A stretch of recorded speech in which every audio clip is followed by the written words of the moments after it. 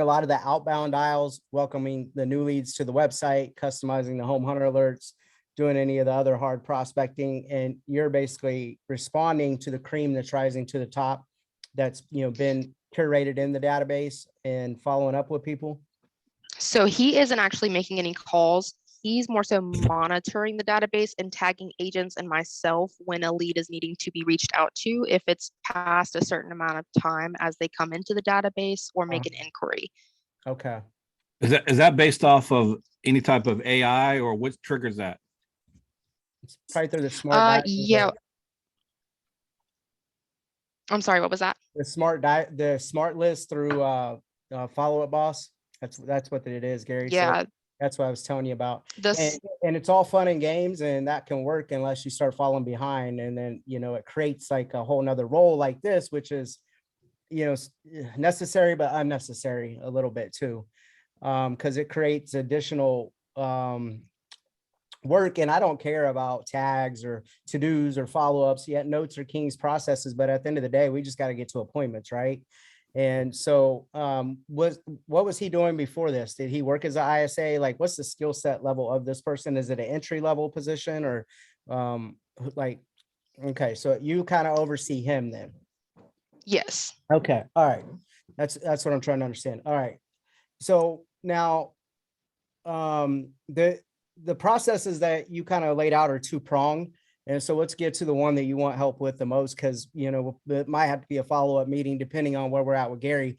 The good news is, like we huddle with our ISAs daily and different things like that. And so working you in with Gary here, the reason I have Gary on here to introduce him, he's one of my partners that helps run the overall Adam Bailey listing network in terms of he's like an extension of myself, right?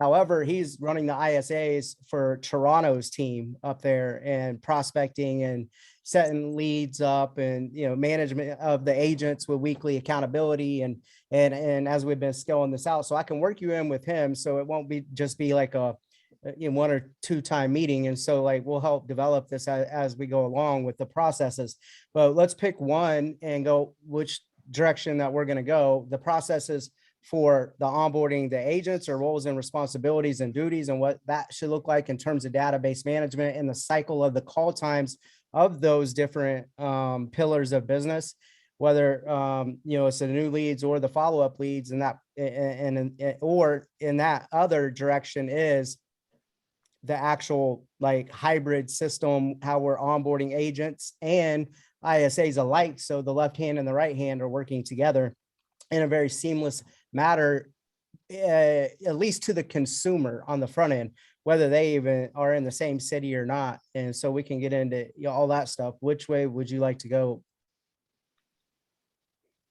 I mean, personally, I think, and Matt, correct me if I'm wrong on this too, as far as just ISA, like I know we do want to get to that point sooner rather than later where, that seamlessness between agents and ISAs does, happen every time. But honestly, I would just love as much information that I can get on, just a basic structure of an ISA department. All right. Well, there isn't. That's the beauty about this whole thing. There isn't a basic structure. There's about 4 different models. And I've tried more than that before. I dialed in the one that I believe in, and it's to build a prospecting team. Like you're like a sales team, and that's what Matt has done. And then you use the ISAs as a safety net, which is the hybrid model. But no matter what, every single lead gets touched and followed up on by the ISA, whether the agent had spoke with them or not. Now off the quad scripting and, quick lookup of profiles and things like that, because it's about volume, dictates whether it's the thank you for registering or whatever your intro is for the psychology of how that lead was generated.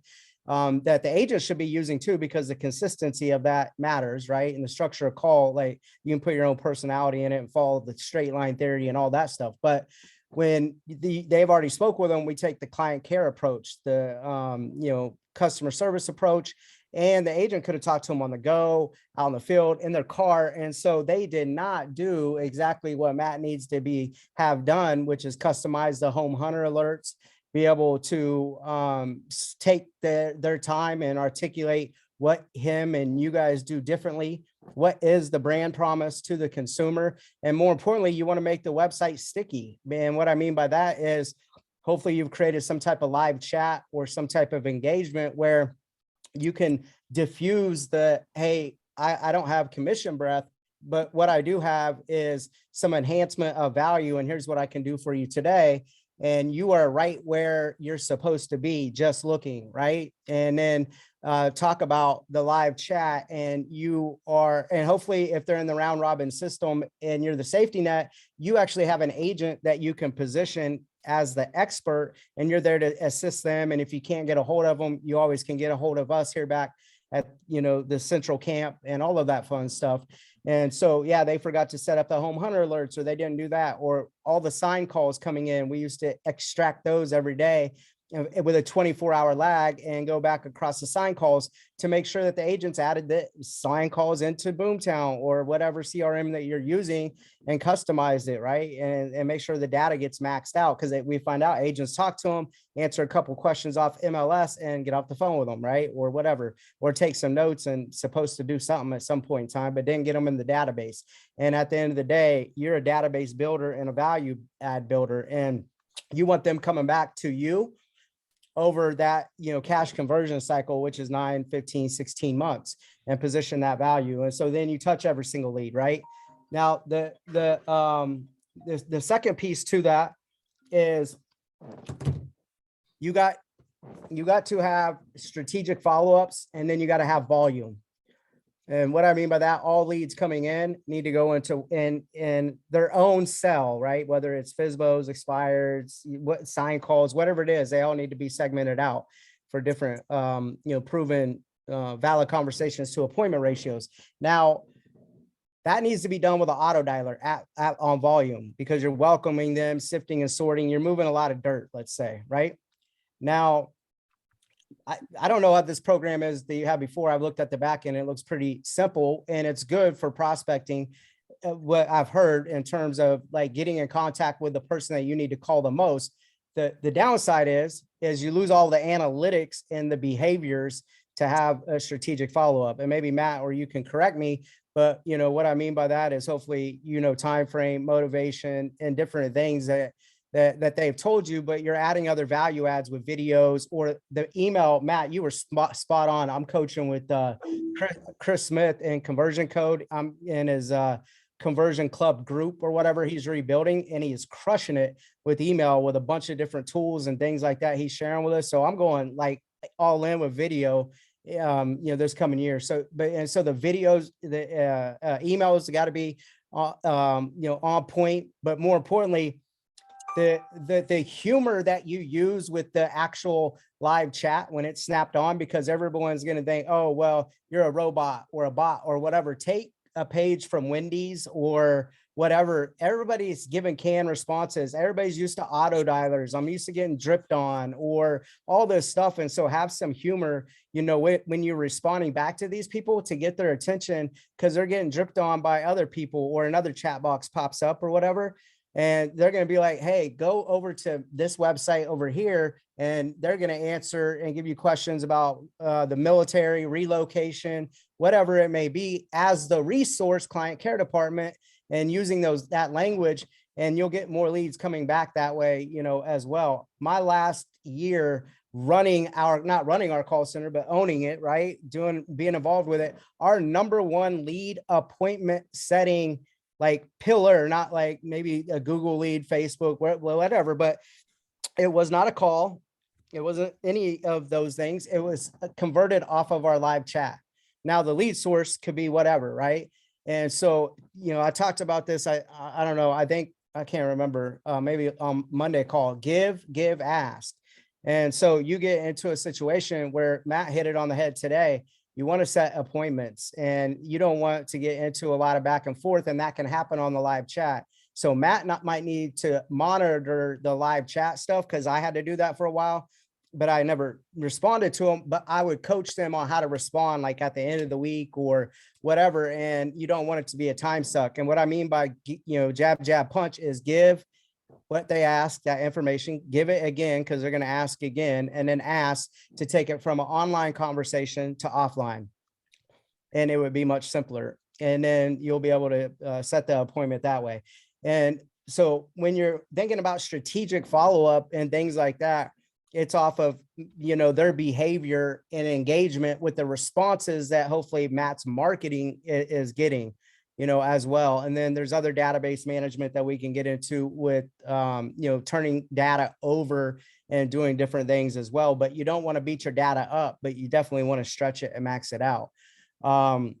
Now, when you're adding in the hybrid model in terms of compensation with the agent and the ISA, this is where, I messed it up a million times, and I finally got it right in terms of culture. And that's what Matt was talking about this morning, where you don't want to seem like it's me versus the agent or the agent versus you, or, hey, I don't have to give up 5% or 10% or anything, or I don't know how your bonus, if your income is tied to their performance, right? Or vice versa. Because then it's like, well, it wasn't a qualified appointment, or she didn't do that, or I only want to work with this. I don't want to take that, right? And so then maybe they're not showing up to appointments, or they didn't connect with the consumer. And then you like, no, that should close. Like if I was working out in the field, that would close, right? And so they create friction. And so separating your guys' income and putting you on a performance-based standard of, this is our quality, this is our watermark, and this is what we're going to shoot for. Now, the agents, if we can get here 70% of the time, like this is our benchmark, we're going to fall under sometimes, but so what? We're going to play by these rules, and sometimes they'll be over, but on average, this is it. Then I bonus my people off of that quality ratio and the averages of that, and the confirmed appointments, not the ones that are set, but confirmed actually happened within that quality range. Okay.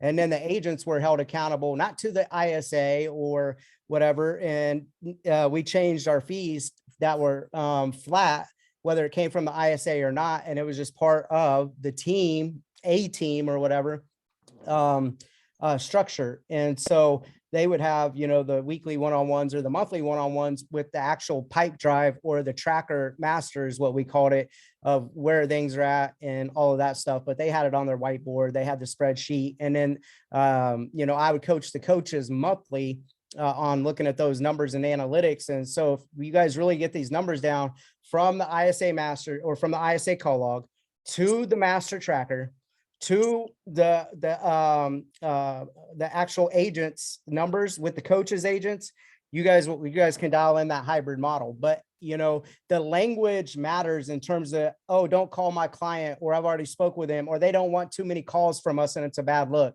That is the piece that you guys are going to have to dial in. The language of knowing when and where they're at in your database, so you guys don't look like fools, is the most important part to dial in. Not so much the system. Well, the system matters, but the communication at the right time. So maybe Gary's got something to add to that. We run a different model where it's like we're bottlenecking it a little bit for certain reasons, but we're about to start adding in people at least up in Toronto, that could be helping with, we'll call it the shark pool. And the reason you don't want to try to control all the leads, I mean, I think that works for Daniel Beer and Kyle, but they've been at this a long time. Like they were trying They to don't do it that way anymore. Yeah, well, yeah, because I'm like that. I was like, that's when there people would tell me that. I told Kyle, like, you're gonna learn, man. Like I had to learn it. It's like I was a few years ahead of them, and it's like what I told Gary right now. And it's like I would rather coach and build a prospecting team, because that's what we're doing, is building, a sales team, than just with one person or two people or three people. Because in theory, that sounds like a good, unique value proposition for recruiting, to create complacency, deliver a fully, cooked, meal on your plate, and you don't have to do shit around here, wash dishes or anything. You know what I mean? It's like, that is not realistic. And you're creating a bunch of fat people around the house and not do anything. And it's like, no, like you're going to have to pull your weight. And by the way, I'm in the business of building a sales and marketing team. We just happen to sell real estate. And you have to look at it. When I learned my first lesson is when my first ISA quit. It was all great when me and her was humming along.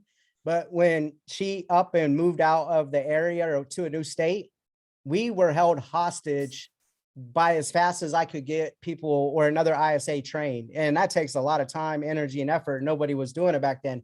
And then I looked around the room and I said, there's all these willing and able and capable people that are just sitting around here with their hands out. And it's like, from a fundamental philosophy, we have this backwards. And it's like, yes, this sounds cool. Like, we can do this, but I can show you guys how to do this too for yourself. And then we will never leave no lead behind with the safety net. And so you'll be able to do that much more business out in the field if we're enhancing it. But you know, that was with the buyer side. On the listing side, they just went on listing appointments. We had radio and a bunch of stuff, but we only had 5 or 6 of those versus 25 buyer agents. You see what I'm saying? Prospecting, doing their thing, you know, as well. And the listing agents would prospect if they wanted to, but we ran so much marketing, and the buyer agents fed the listing agents too, not just the ISAs, because they focused on their specialized roles and responsibilities where, you know, they just stay busy.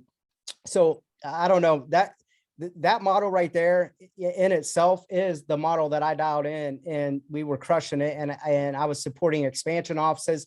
And the cool part about the language and the responsibility and the ownership that you're going to take for this to work in the call center is, it doesn't matter what the agents do or don't do or whatever. It's like, if they have a pulse or a heartbeat, they're going to win in that model and they'll do well. Now, the thing is from the client standpoint, it will seem like you guys are working side by side with each other and communicating like you guys are best friends, and they've never even met or even know each other or even talk that much. It's how you read the data.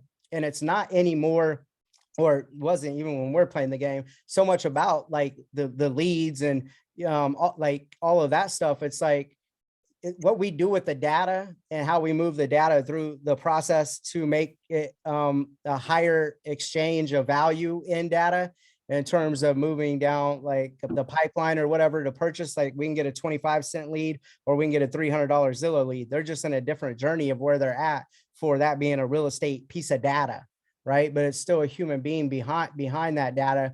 And we got to take them through that journey, and understanding the journey of these people that you're working with, and like your cell or the like pillar of the data, and getting the agents to understand that psychology and how all of that works with the ISA is the hardest part and the most important part. But once you get it down, it will be great. And maybe Gary, you got something to chime in, but that is the model I believe in. I just gave it to you right there in a snapshot of it. Yeah, you know, the biggest thing, you guys, I mean, there's no right or wrong answer. It's kind of like how you're set up, what your manpower looks like, or woman power, person power. You know, so for us, I'm gonna give you a 30,000 foot view kind of overview.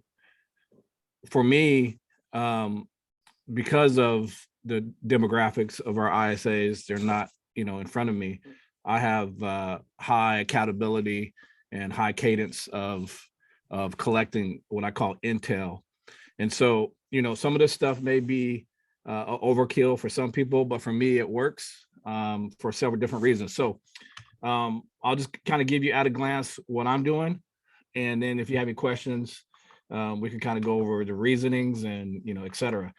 But I want to interject something real quick here, Gary, before you start. I do agree with Gary. You know, there isn't a wrong or right or wrong answer, but there is a right or wrong answer in terms of where your team growth is at. Because the different models that I tested was the model that I was needing to run at that time. And then we just outgrew that model, the ISA model. And then I had to make changes to keep up with the growth, culture, you know, finances, make it work on the P&L statement, all of those things. And so the model could change as you guys change. Keep that in mind. Yeah, absolutely. Mhm. So here, since we're just kind of getting a cadence and setting the expectations, I rather set the expectations tighter than looser, right? Especially in the beginning. So since I kind of came in and partnered up with Adam, I wanted to make sure that I guess overmanaged rather than undermanaged, because we can always loosen up the collar, right? So when those numbers that you kind of revealed are pretty much spot on if you look at our data. 150, 150 dials. You look at contacts, she's not hitting 25, but she's in that, 30, 23, 25, 19, right? So as far as convos, okay. Already purchased, that's just a number I threw in there because it kind of tells me where the market's at. Like if you look at the beginning up here in 7.5, June, July, already purchased, because this is when we kind of just took over this database, right? And I just want to see how many leads kind of matured into doing business, but unfortunately not with us. So I wanted to collect that data, right? And so you see these numbers are large every day, already purchased or already sold or whatever. It's like, those are losses, right? So I wanted to make sure that we stayed in front of that. As we start coming down, you see the market's changing and that data's changing, is getting lesser, right? So we're staying in front of it now. So, wrong numbers, voicemails, how many voicemails she's leaving. Here's a big thing right here. Again, no right or wrong answer. I just use this as a tool because I huddle with the ISAs every morning, and I want them to write down all the objections they get, right? And Matt and Adam, you can appreciate this, but this intel is not for micromanagement purposes. It's for repurpose this information, because guess what? About 3 months ago, she is like, interest rates are too high, I can't do this, I can't do that. And so I said, okay, well, so how are you handling that? And what are we doing? What's the next step? And so we repurposed that, and I had the ISA create a video, and the video was like, hey, thank you for the phone call, and did the whole feel, felt, found, right? What we're finding today is you pair up with a aggressive agent, they can negotiate better pricing for you. And then we start adding layers to that, such as seller contributions, buy downs, and stuff like that, right? So we took this intel and repurposed it into videos. We had the ISA do it, but I did it that way so I could show the agents, when we got an agent's call, look what the ISA is doing. You need to do the same thing, right? Let me interject something right there. So what he is doing with the video piece to that is he is handling the objections or the buying and selling, questions that are coming up that could be real concerns or issues that have to be talked about or resolved in advance. And so he's conditioning them and indoctrinating them through that video and using that as leverage, and it's evergreen. So it speeds up the conversation or creates some authoritative positioning with the ISA when they get on the call, if that makes sense. Yeah, absolutely. Yeah. And so you see over here, I added another variable for her metrics is I want you to send out 5 videos a day, and what 5 people you sent them to, right? And then we did it do Loom. And so now she gets a notification saying that, hey, so-and-so watched the video. Guess what? Guess what happens? Another opportunity, right? So we maximize the opportunity. It's another call behind. Hey, Mrs. Smith. Hey, thank you for watching our video. And then she'll try to set additional appointment, right? So just creating more opportunity and, creating that value and keeping us top of mind. So we add this column. So every morning, back to the huddle, every morning is like, hey, so working with another agent, buyer's agent agreement signed. Okay, you really can't do nothing there. Things have changed and decided not to move, right? So that's the objection. Okay, so what did you say to that? What did they say? And we kind of role play that so we could come up with better objection handlers or better value. Okay, so hey, I appreciate Mrs. Smith. What exactly has changed for you to be discouraged in today's market? And let them tell you, instead of just saying, okay, well, we'll just call you back later, right? Because that's where most people start, or stop, I should say, right? So to gather more intel. So every morning we go through this, and if it doesn't satisfy our needs as far as trying to pursue forward, then we role play it. Now, here's a good thing about what Adam said about the client care services, because we can move them down, and then when they start pushing back, we can say, hey, great, you know what? That's fantastic. We want you to continue using our website. I notice here that, on your search criteria, you did this. Now we can fall back and regroup and now come from a posture of contribution, talking about their searches and playing that role after we try to push for the business. I call it the safety net, the backdrop, right? Because we're always going to ask for the business. And if they push us back and we can't get any further, now we kind of retreat and get back to client care services, continue using our website, et cetera, et cetera, et cetera. And then trying to set up a next step. So let me get very clear on this. Now, this is where there's a great debate and argument, and I know what's right, and it's both of them in terms of where things are heading. But more so when you're talking about adding in other pillars, or how you guys are going to be able to now work with a more open API system there because of the follow-up boss. So the lead coordination role that I was speaking about in the beginning is a very real role that had started to spawn into the ISA department. I would say probably about 3 years ago, maybe 4 years ago, as the other third-party tech companies came into play, whether it is Ojo, OpCity, My Agent Finder, Ideal Agent, you name it, right? To play within their algorithm and to be able to get their leads or use their lead generation tools, that you have to update their systems, and you have to, and I get coached by someone that shows me how to hack these algorithms and stay at the top of them, and makes introductions to the new ones that are working and all this stuff.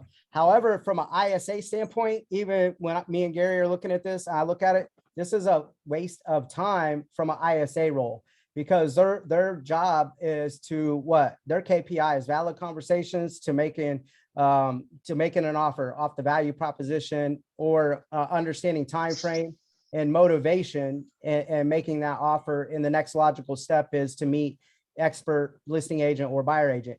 Now, this piece right here is very important to the whole equation too, because you cannot have great growth and personal development and tracking if you don't have the master tracker. The ISA call log, yes, that's all the numbers, but this right here, when you're, what the most, 10 responses are just looking not in the market. But then if things start to change off the normal responses that you're getting off of certain lead sources, then you can adjust to them and develop the code or the ISAs and the agents in real live time as markets change, the economy, elections, whatever it may be, COVID. And so having all of this stuff on the master tracker is just that. It is the master tracker. So you could start making more accurate decisions in terms of what to coach on, who needs help where, what's going on, and all of that stuff. And so, but the thing is, when you start blending roles together with the master tracker and ISA as it's grew, because when you look at ISAs trying to update 5, 6, 7, 8 different accounts and all of that stuff, it's hard to have a radical focus. And whenever I'm in my flow state, I'm really, really good.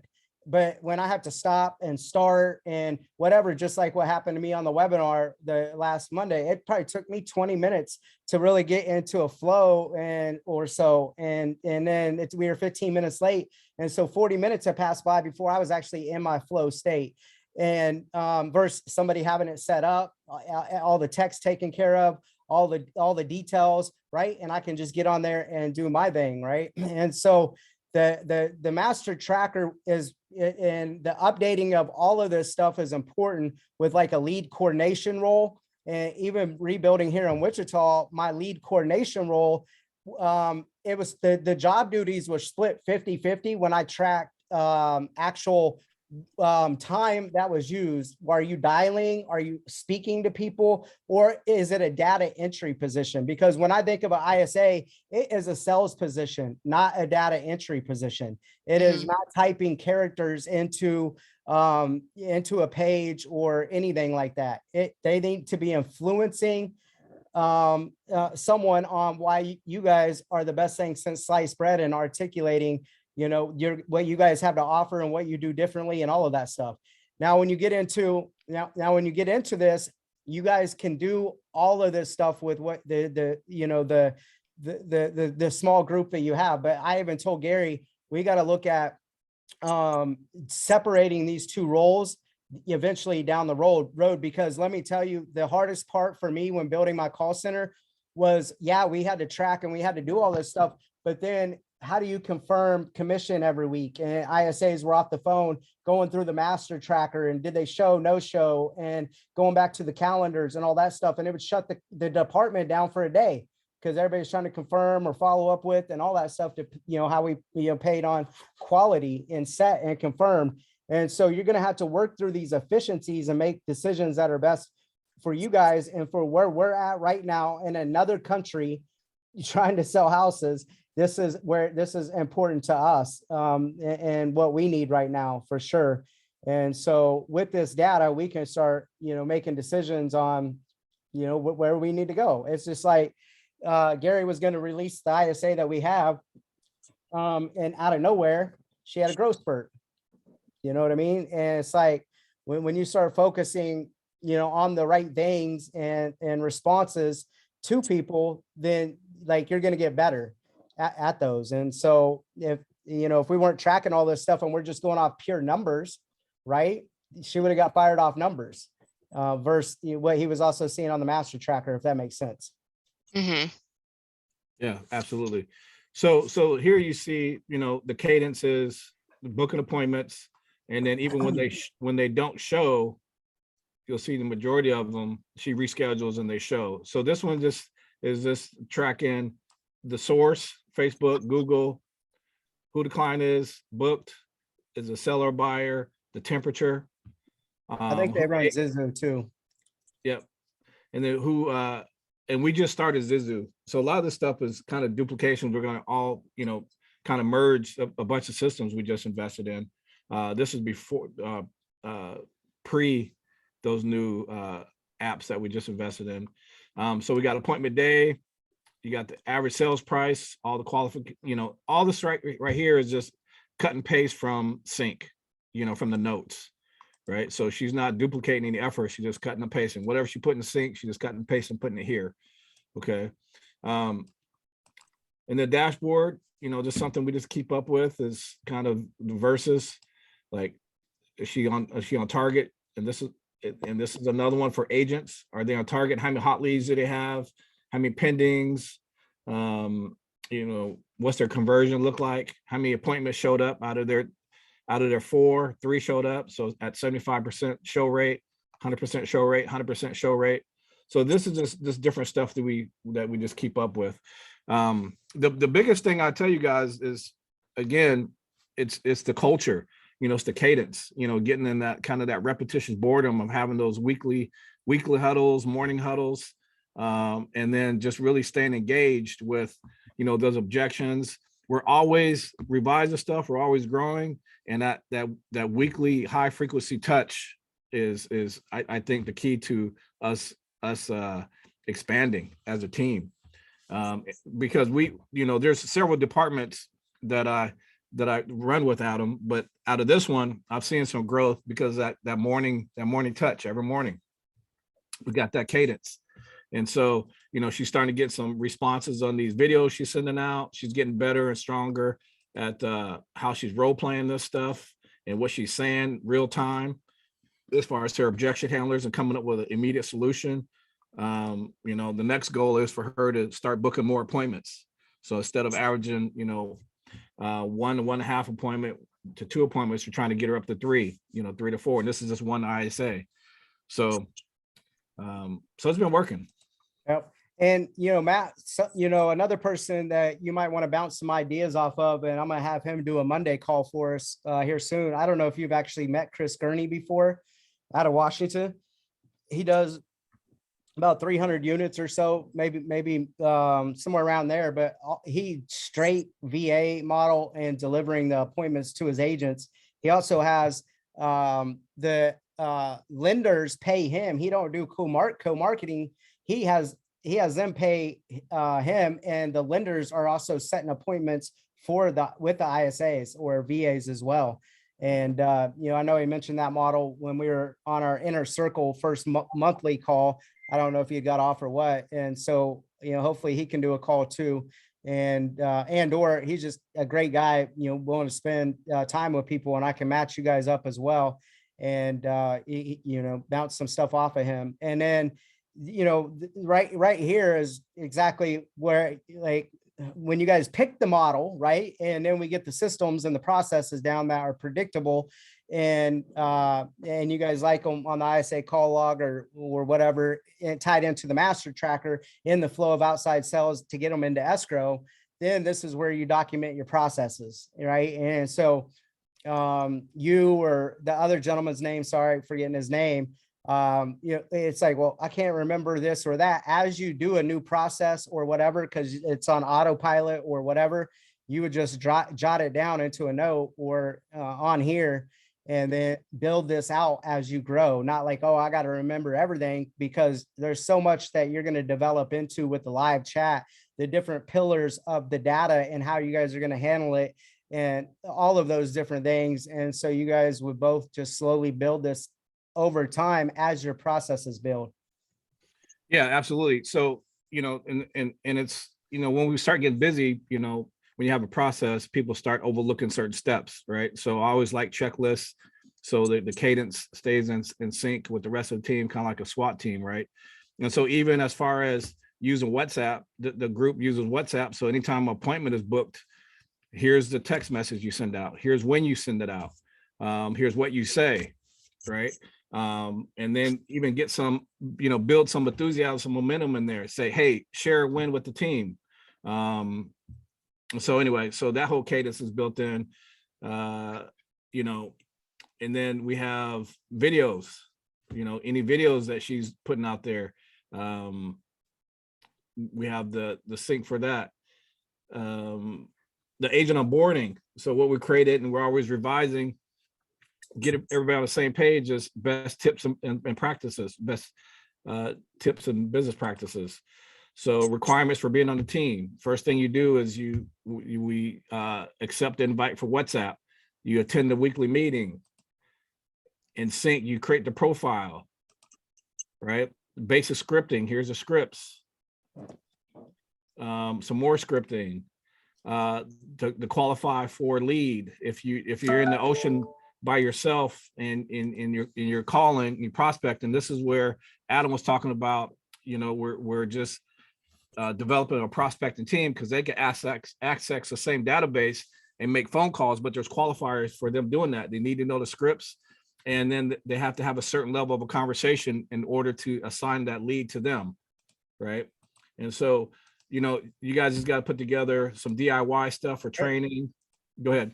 Yeah, and keep in mind, some of this stuff, it might seem like elementary a little bit to you guys, the way that your team is set up and what you're hitting on. What we had to do was we had more business as I took over this team than agents that was willing to service it, because the average sales price is $1 million up there. And so I had to tap my network. And so if you have your own business and all of that stuff, but are willing to service my leads, then we could get a deal done. But you're going to have to follow our processes and our quality. I'm not just handing you something for a referral fee, if that makes sense, in exchange, for anything like that. And so we had to, lay some of this stuff out that seems simple in terms of what Matt probably already has with onboarding, new agent training, all the different processes they go through. But when they're not on the team, but we're still getting a 50-50 split and controlling the quality and those milestones, we had to lay out some rules like they were a team player almost. So that's why it's like that, guys, because as this thing grows, what you guys need to think about is what happened to me in Wichita, and then what the bigger vision was. And then a bunch of other stuff took off, and who knew like 5 years later, I would be coming around and having to get back in this stuff again. I am knee deep into infusing a bunch of capital into all of this stuff and doing all of the hard stuff again, just in a newer economy. And obviously a few different variances that come into play. But the thing that doesn't is the psychology between the consumer and the outside salesperson, agent, or the client care, department, and then the data, right? And so, and then Gary's had a lot of experience running and managing like 15 like Century 21s, and it was all virtual team. And I said, there's no way in hell I'd ever hire a virtual ISA or do anything like that, or be doing anything that I'm doing right now. And it's funny how fast things can change. And then Gary had experience working with the whole team, but there wasn't a third party company. And so he had known where the freelancers were at, the quality people. And so we've started to tap that community and help other people hire other people and build out our own stuff as well. And we're damn near building a virtual a company, like ISAs, assistants, like all of those things. And so when you look at the hybrid model with the lead ISA and or the lead coordination role, you might want to work in some of the data management stuff at a cheaper rate than someone what I believed in needed to be, at least here in the Midwest, is from that community, from that region, and able, to sound and look like them. We're from the Bible Belt state, and obviously it's very judgmental right off of accent. I'm not having the VAs call here in Wichita yet. I'm getting the back end stuff of Wichita, going as they're in around 150 units again this year. I got Mark coming back with live and direct that you'll be able to take advantage of as well and tap in with that stuff. But I had to get the back of the house taken care of before the front of the house. And so in Wichita, I will have more of like a lead coordination type of role. And my higher lead sources being called by someone in our local community or something like that. And then some of these other things will be done by the leadership of Gary and the quality of the execution that I've seen from these VAs. When a lot of people put these people through my coaching program, whether it's Nicaragua, the Philippines, Colombia, you name it, or even if they sounded decent on the phone, they didn't understand nuances and slang and couldn't, read pauses and breath, like what I'm saying, but not really saying it. That was a struggle, but Gary having a lot of experience managing virtual ISAs, how he leads them, and the detailed of the detail of the attention to detail, every single day, and the improvement that I've seen on making, he's damn sure made me a believer. We're trying to hire these people as fast as we can. And so, when you look at the lead coordination and ISA role, Matt, don't look at it like you got to carry a lot of additional costs, but it's for me, looking at it, the number one thing is you already have enough data in that area where you already know what's going on and you're from that community, right? And so being able to scale the master or the ISA call log is it, and get that dialed in first, the numbers and the volume and the data management piece to that. And then I don't know how this looks with your agents or not with your agents. I'm assuming you could be struggling with it a little bit, is maybe the accountability piece from the agent to the actual getting it into escrow, and the handoff that needs to be acceptable for the market that we're going into is looking to buy or sell within 6 months. So some people say 90 days. I had one guy we were on a coaching call with that said, well, if it's not 14 days, I'm taking it back. And it's like, you don't want to take anything back. You want to leave it in their system, because if you guys try to manage everything yourself, then they're getting new emails from different agents, or they're not building a relationship with any of the visuals that they see. And it's not a good look. And so, and I know it's like accountability. Well, if you don't do this, and we'll take it away. And it's like, that doesn't work. And so what will work is you take ownership from the company standpoint, and or if you have to place them with someone else, great. But more importantly, who is sitting down with these agents, looking at their metrics past the ISA call log metrics, because there's a handoff, and making sure that breakdown doesn't happen. And the ISA role after that handoff occurs is making sure that the agent and the client and the ISA are all clear on it, just like you are when you turn over a file to a transaction person or the lead coordination person or whatever, because that's going to be an essential piece to that as well. The time that we're in and what I talked about last week, if I'm an ISA or if I'm an agent, all I'm doing is trying to get on Zoom. Like, I will close you to get on Zoom right now, 15 minutes, burn through that, and then send off for signatures. And so the crazy part is being able to maybe like treat it like a sign call where we would take inbound calls, or I like the live transfer model right now. Let me tell you what we're doing in Wichita. And we have concierge services from Boomtown, and they're scrubbing the database, and they're not appointments, but they're bringing the cream to the top. So, hey, so-and-so needs to do this within 6 months, or they're looking to do this in 3 months or whatever. And then that's where the lead coordination person, the higher quality ISA, is calling them people and setting appointments off of that. Right. And so that's working. Another system that I'm running that is costing me a lot of money right now, like just the leads alone is over 10 grand.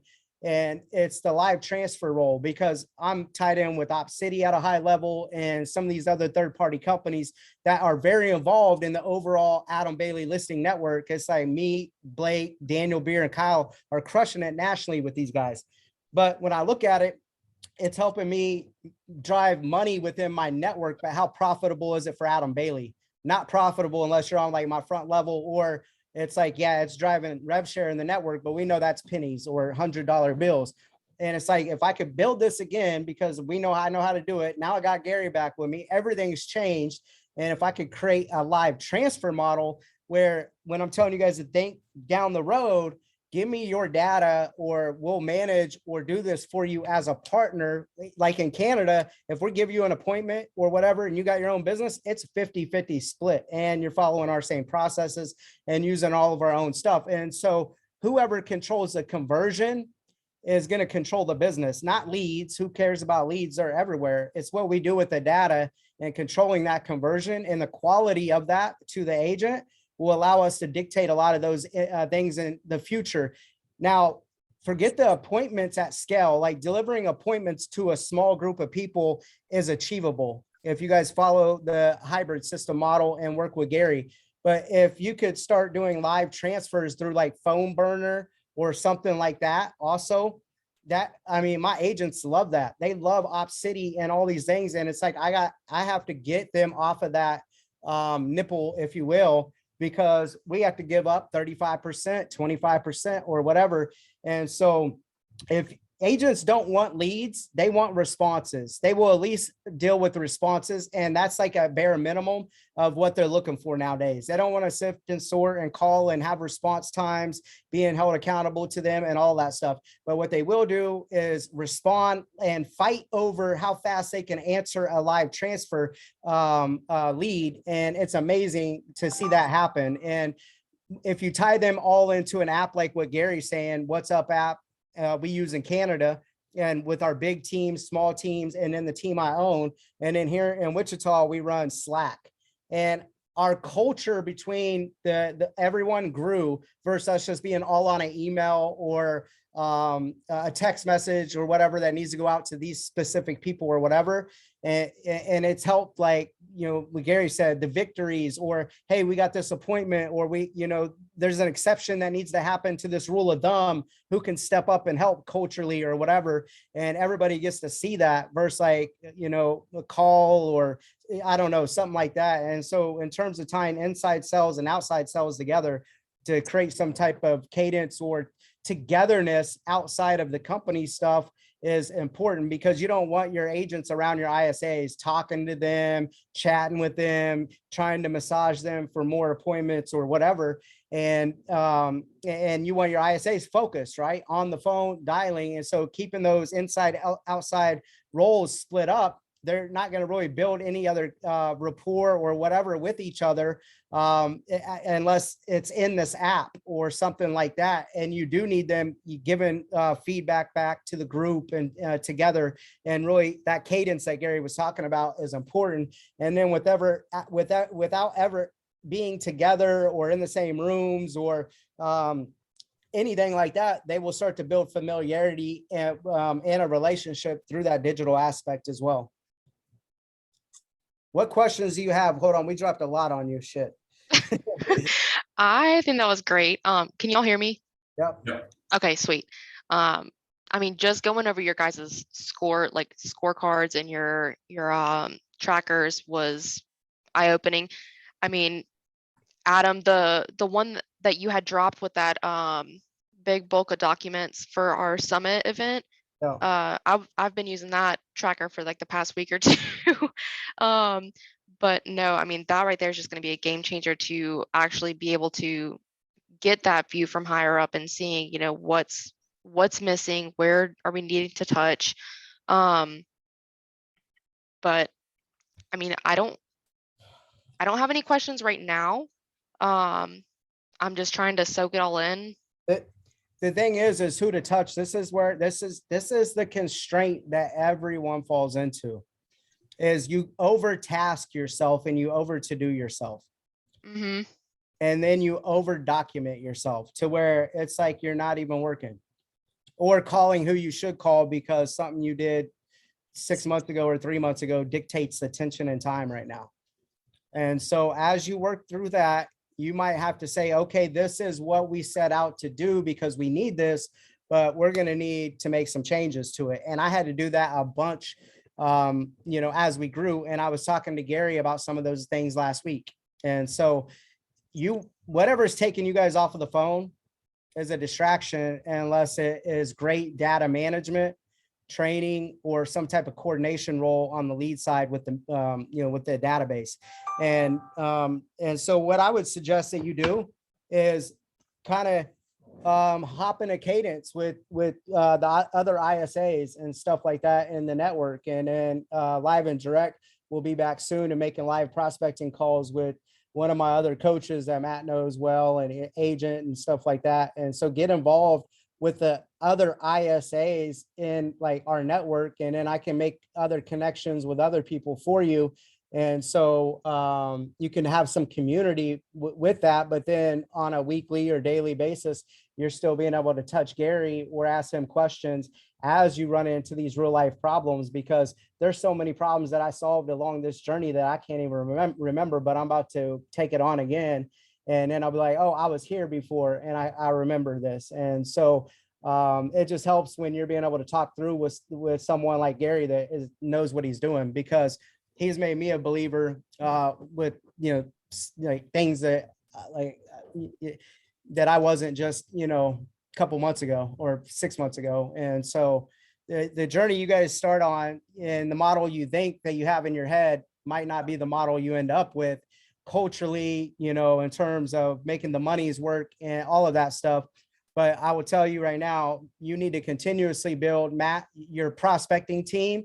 And I know the bigger that you've got, and the agents that have been there a long time, the efficiencies that they want to buy back their time. That's great if everyone's out in the field and doing what they need to be doing. But if you're just sitting there sipping coffee for your third day straight and you're waiting on something, we got a problem. And so keep the main thing, which I think you get coming from kind of like where you came from with me with this, and then seeing other people like, and I still thought they were running that model. And I was like, they're going to run into some constraint issues, but you building a prospecting team and never bottleneck it. However, you do want your outside people out in the field, and that is it. And whenever you're feeling stuck or you need some help on this, feel free to email Gary or hop on one of his calls or whatever, so you have direct communication with us. So like it don't slow Matt down, or it doesn't slow me down or whatever. Just hop on and Gary can give you his links or whatever, and you can ask him every morning or bounce something off of him and get what you need without, bringing all of us together, unless we need to, dig deeper or make decisions together. Yeah, no, I really appreciate that. That would be really helpful.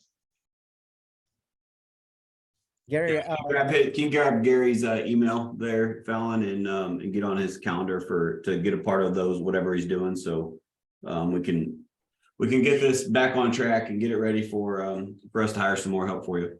Yeah. So, and Matt, what you need to be looking at is what I look at so on Fridays, the ISAs and them give me the weekend review with all this stuff. And then I look at, okay, for example, what I seen the last couple of weeks from Gary ended up turning into a 3-hour conversation between him and I.